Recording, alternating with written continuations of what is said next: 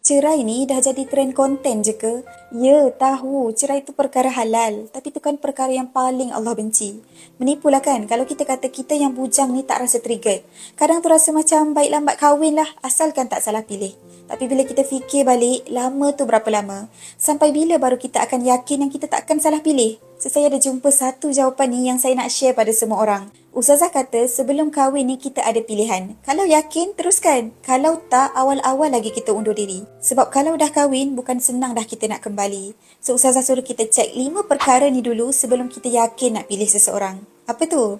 Yang pertama, tengok dulu dia ni jenis yang boleh kawal marah ke tak. Kalau jenis yang sabar, tak cepat melenting, yang ni kita boleh consider. Yang kedua, tengok dia boleh selesaikan masalah ke tak. Sebab kahwin ni bukan hidup sehari dua, tapi selamanya. So, kena cari pasangan yang boleh support selesaikan masalah, bukannya tambah masalah. Yang ketiga, tengok sejauh mana dia boleh amalkan agama dia. Ada ilmu agama je tak cukup, kena amal tu yang penting.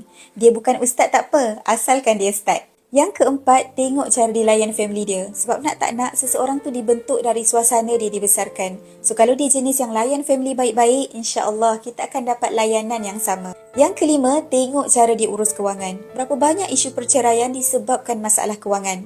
Tak banyak duit tak apa, asalkan rajin cari duit dan pandai urus duit. Kita kena ingat, kahwin ni bukan hanya sebab cinta, tapi komitmen dua orang yang hidup bersama.